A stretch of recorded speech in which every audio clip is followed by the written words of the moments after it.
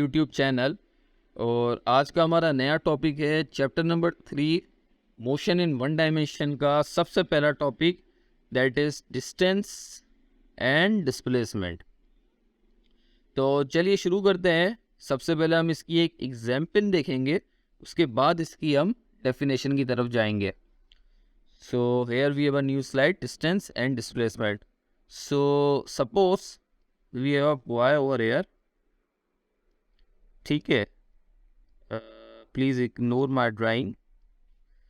सो yes, ये boy, और हम यहाँ पर एक वॉकिंग पाथ बना देते हैं, ठीक है। पूरा एक लैब बना देते हैं, मतलब राउंड एक वॉकिंग पाथ, ठीक है। एंड सपोज इसकी लेंथ है हमारे पास 10 किलोमीटर, और इस टाइम इसकी भी 10 किलोमीटर, इसकी 5 किलोमीटर लेंथ है, और इसकी भी 5 किलोमीटर। सो ठीक है, ये हमने एक राउंड बना दिया, पूरा एक वॉकिंग ट्रैक बना दी। तो यहाँ पे बॉय की इनिशियल पोजीशन है, let's suppose origin, that is 0।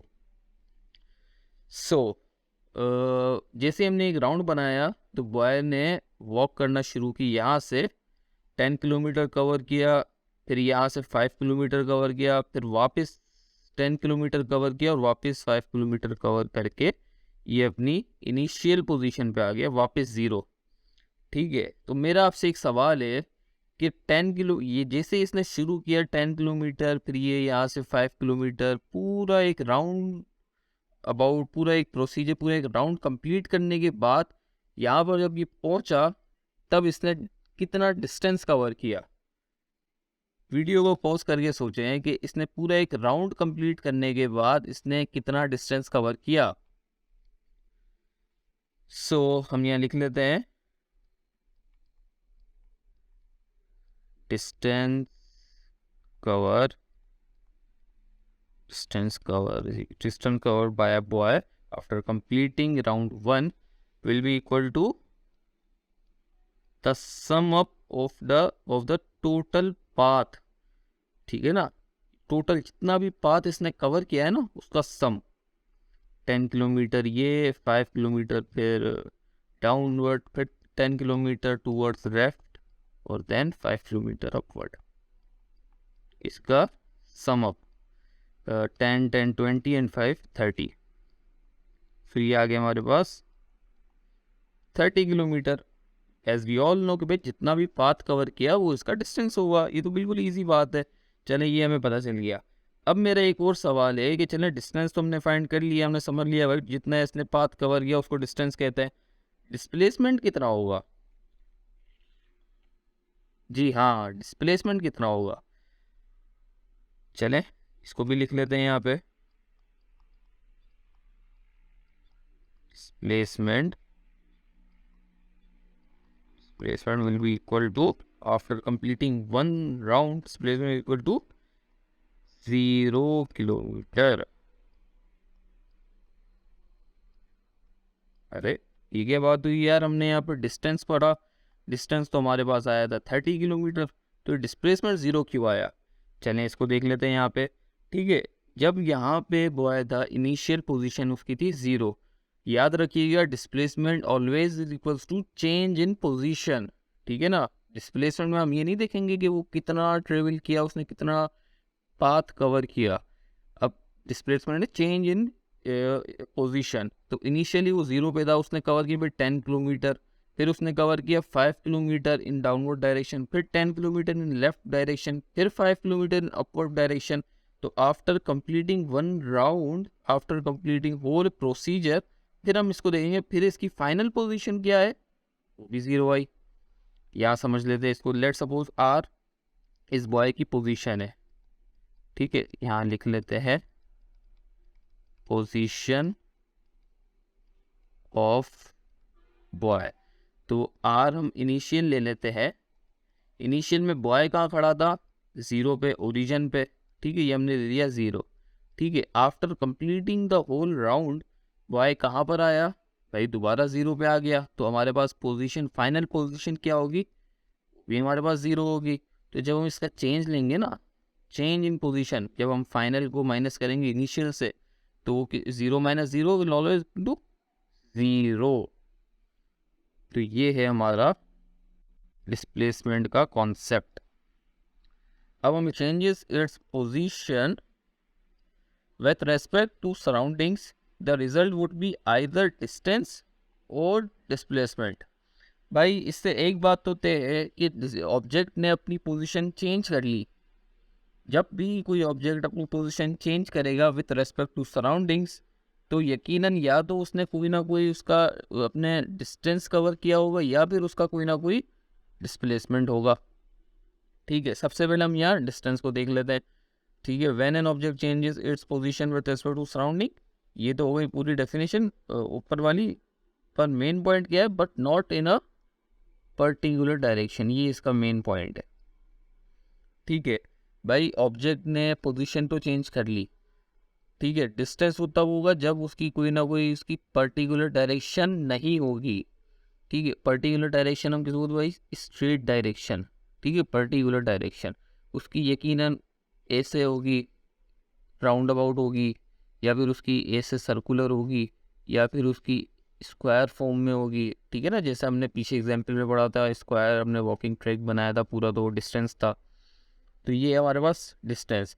और इसकी अच्छा, ये ऊपर वाली है अथेंटिक डेफिनेशन, नीचे वाली है हम अपनी चीज़ को क्लियर करने के लिए, समझने के लिए एक डेफिनेशन बनाइए। How much path a object has cover, how much path a object has covered during its motion is called distance। ठीक है ना, हमने जैसे यहाँ पीछे एग्जाम्पल में बात करी, भाई यहाँ से शुरू हुआ था बॉय, ये कवर किया, इधर आया, फिर दोबारा इधर, फिर अपनी इनिशियल पोजीशन। तो जितना भी इसने पाथ कवर किया, जितना भी उसको वॉक किया, वो पूरा उसका समअप होगा, उसका पूरा समअप होगा distance. And yes the main point, it's a scalar quantity. क्यों? क्योंकि इसके पास कोई पार्टिकुलर डायरेक्शन नहीं है, not in a particular direction. Example देखते हैं भाई, यहाँ पे पॉइंट है हमारे पास ए, और हमारे पास फाइनल पॉइंट हम लेट सपोज यहाँ ले लेते हैं बी। तो अब मेरा आपसे सवाल है भाई, जब भाई बॉय यहाँ से ए से चलना शुरू होगा, यहाँ चलेगा और पूरा ए से स्ट्रेट पर चलता रहेगा, ऊपर गया जैसे यहाँ से, फिर यहाँ से ये ऊपर आया, फिर दोबारा यहाँ पे आया। ठीक है, ये इसकी डायरेक्शन चल रही है, फिर दोबारा यहाँ पे आ गया डायरेक्शन, और ये आ गया पॉइंट बी पे। तो इसका डिस्टेंस क्या होगा भाई, हमने जैसे पहले एग्जाम्पल में पढ़ा था कि हम इसका सम अप लेंगे, तो टोटल डिस्टेंस आ गया 4 किलोमीटर, फर्स्ट ये वाला, 3 किलोमीटर ये वाला, फिर दोबारा 4 किलोमीटर ये वाला, फिर 3 किलोमीटर ये वाला। तो ये हो गया टोटल 14 इसका डिस्टेंस हो गया।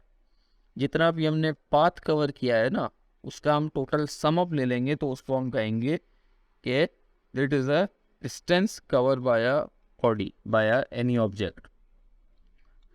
अब जहाँ तक बात करते हैं हम डिस्प्लेसमेंट की, तो when an object changes its position, here it is, with respect to surrounding in a particular direction is called displacement. ये इसका मेन पॉइंट है। एंड ये सब always it is a vector quantity. भाई वेक्टर क्वांटिटी क्यों है? क्योंकि इसके पास पर्टिकुलर डायरेक्शन है, स्ट्रेट डायरेक्शन है, बिल्कुल पर्टिकुलर डायरेक्शन है, कोई जिगजैग मोशन नहीं है। और दूसरी इसकी डेफिनेशन क्या है समझने के लिए, it is define as how far the object travel as compare with this initial position. हमने शुरू वाले पेज में एग्जाम्पल पढ़ी थी कि भाई इनिशियल पोजीशन से कितना दूर गया। कितना दूर का मतलब कि चेंज इन पोजीशन, कि भाई इनिशियल पे ये आता, फाइनल पे आता, तो ये इनका चेंज कितना हुआ। अगर ये इनिशियल पॉइंट है और ये सपोज फाइनल पॉइंट है, तो ये चेंज जो आया है ना, इसको हम कहेंगे डिस्प्लेसमेंट। इसकी एग्जाम्पल समझते हैं। ये भी पहले जो डिस्टेंस हमने बनाई थी वही डायग्राम है। अब भाई यहाँ पे भी एक बॉय आया, 0 से इसने स्टार्ट किया, 4 किलोमीटर वॉक की, फिर 3 किलोमीटर इधर किया, फिर 4 किलोमीटर इधर गया, फिर 3 किलोमीटर इधर गया। अच्छा, डायरेक्शन तो ये चेंज करता रहा, बार बार अपनी जो है वॉक करते हुए चलता रहा। अब मेरा आपसे सवाल है, हमने इसका डिस्टेंस तो मालूम कर लिया था, पिछले में बिल्कुल यही सेम ट्रैक था, तो इसका डिस्टेंस हमारे पास आया था कि डिस्टेंस हमारे पास आया था 14 किलोमीटर, बिल्कुल पीछे वाली स्लाइड पे जब हम डिस्टेंस को पढ़ रहे थे। अब यहाँ पे हम इसका डिस्प्लेसमेंट देखते हैं। वो डिस्प्लेसमेंट क्या आएगा, हमने सबसे पहले पढ़ा था कि भाई यहाँ पर भी how far the object travel as compare with initial era, initial position. तो इनिशियल पोजीशन इसकी हम ले लेते हैं, ये हमारे पास 0, और फाइनल पे जब पहुंचा है ना यहाँ पे, तो ये हमारे पास एक मेजरिंग स्केल है 8 किलोमीटर, इस यहाँ तक, यहाँ 0 से लेकर यहाँ 8 किलोमीटर, भाई 4 किलोमीटर ये हो गया, ठीक है, और यहाँ से 4 किलोमीटर ये हो गया, तो ये 0 से लेकर यहाँ तक का डिस्टेंस है 8 किलोमीटर। ए से बी तक पॉइंट आया, ये इसकी है RF फाइनल पोजीशन। तो फाइनल पोजीशन RF हमारे पास क्या आई, 8 किलोमीटर, ठीक है, और पास थी 0 किलोमीटर। भाई अब आप इसका चेंज ले लो,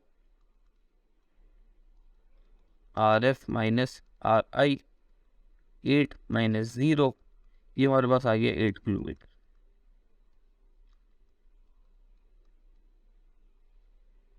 ठीक है, तो हमने मालूम क्या किया कि डिस्प्लेसमेंट क्या होगा भाई, change in position in a particular direction, बिल्कुल स्ट्रेट डायरेक्शन, उसको हम कहेंगे a displacement cover by any object.